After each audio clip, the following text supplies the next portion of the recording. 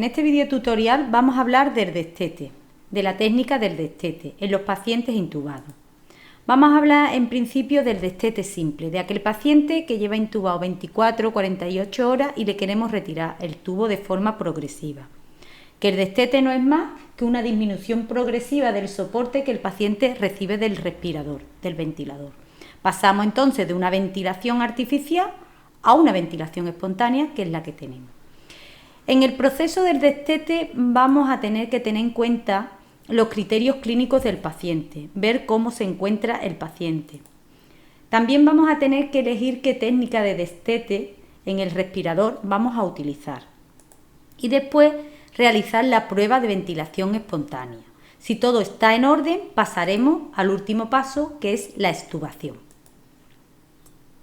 En el primer paso lo que vamos a ver es el estado clínico del paciente. Vamos a hacer una valoración que se aconseja que sea una vez al día y que sea por la mañana de los diferentes parámetros en los que se encuentra el paciente. Vamos a ver si la causa por la que se tuvo que intubar al paciente está resuelta, si fue una cirugía, un shock o lo que sea. Luego vamos a valorar los parámetros respiratorios del paciente. Aquí os muestro algunos, pero dependiendo del protocolo de cada hospital, habrá que valorar más o menos parámetros. Luego pasaremos a los parámetros hemodinámicos. Veremos si su estado de tensión arterial, frecuencia cardíaca, etcétera, se encuentran óptimos, que el paciente no esté dependiente de las drogas vasoactivas o que esté con dosis mínima. Y su estado neurológico. Es muy importante ver que el paciente está sin dolor, que está reactivo, que no está sedado. Por eso también es importante que descanse bien durante la noche para poder trabajar a nivel respiratorio bien con el paciente. Una vez que hemos visto que estos criterios clínicos están óptimos, pasaremos a determinar qué tipo de técnica de destete vamos a utilizar. Existen muchas variables, pero la que solemos utilizar en nuestro servicio, la más habitual, es la cepa con presión de soporte. Se suele utilizar esta porque es sencilla relativamente, tiene buenos resultados, aunque la técnica que se elija irá un poco en función de las características clínicas del paciente, de su patología de base, de la capacidad del respirador, porque hay respiradores que soportan más o menos tipos de modalidades respiratorias, y también de la experiencia y familiaridad del profesional con la técnica. Nosotros nos vamos a centrar en la presión de soporte cepa, que muchas veces viene combinada con el SmartKey, que el SmartKey es una aplicación que lo que hace es optimizar de forma automática el soporte del paciente, pero eso lo veremos en otros vídeos tutoriales.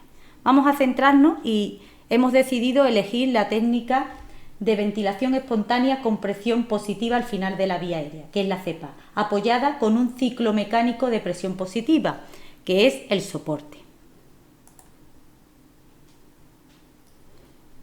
Una vez que ya hemos elegido el tipo de técnica que vamos a utilizar y hemos visto que el paciente tiene unas condiciones clínicas óptimas, vamos a realizarle la prueba de ventilación espontánea en el respirador.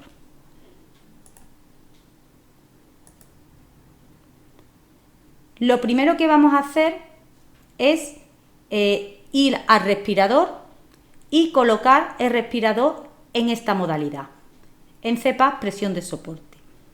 Vamos a ponerle una PIS de 5 y vamos a poner un soporte que sea igual al soporte, a la presión de soporte en la meseta, a la presión de meseta que tiene el respirador, al que tiene la modalidad de volumen control. Lo ideal es regular un soporte para que el paciente tolere un volumen TAIDA o un volumen corriente entre 6 a 8 mililitros kilogramos de peso ideal. En el respirador esto se pondría de la siguiente forma. Nos vamos a la modalidad de presión soporte, que es esta. Picamos y seleccionamos con el botón rotador. Ponemos la PIS en 5, que ya está puesta, y ponemos el soporte igual que la presión de meseta, que sería 15. Subimos hasta 15 Seleccionamos y lo pasamos a la modalidad de soporte. Una vez que la hayamos colocado, pasaremos al siguiente paso si el paciente lo controla bien. Si el paciente vemos que lo primero es que no se encuentra en estas condiciones óptimas, lo pondremos de nuevo o continuaremos en volumen control. Pero si el paciente, estando en estas condiciones óptimas y estando en presión de soporte, con los parámetros que le hemos puesto, lo soporta y se encuentra confortable, pasaremos al siguiente paso. El siguiente paso es valorar durante los 10 minutos siguientes, haberlo puesto en esa modalidad de soporte, ver que su estado clínico se encuentra de forma adecuada, que no está agitado, desorientado, con cambios en la frecuencia cardíaca, taquisneico, desaturando, etc. Si vemos que no se encuentra de forma óptica porque está diaforésico, hipotenso, etc., y no lo tolera bien, pasaremos a la modalidad de volumen control y dejaremos descansar durante 24 horas. Vamos a seguir en el caso de que el paciente lo ha tolerado durante esos 10 minutos. Lo que vamos a hacer es bajar el soporte 2 puntos cada 10 minutos hasta llegar a una presión de soporte de 5 y una PIC o CPAP de 5. Si esto continúa de forma adecuada durante ese tiempo, esos 10 minutos, continuaremos con la técnica.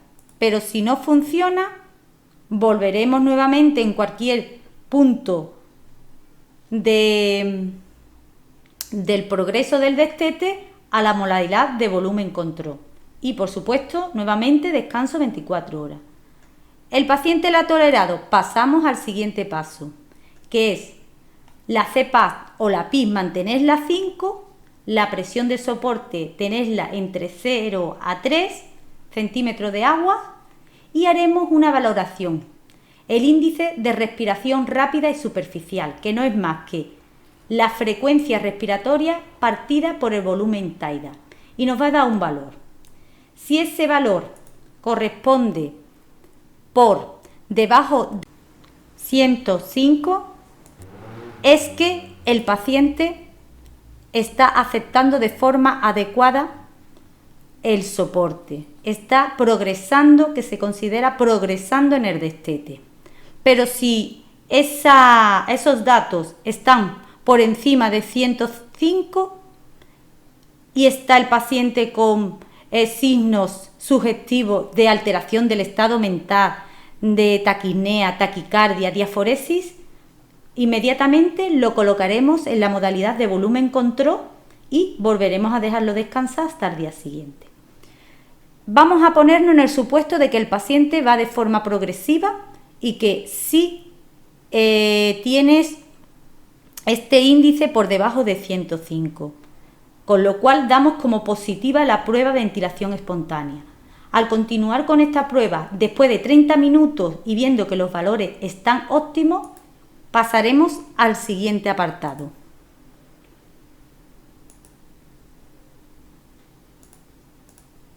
que es la extubación tras 30 minutos el paciente en esa modalidad, con los parámetros expuestos anteriormente.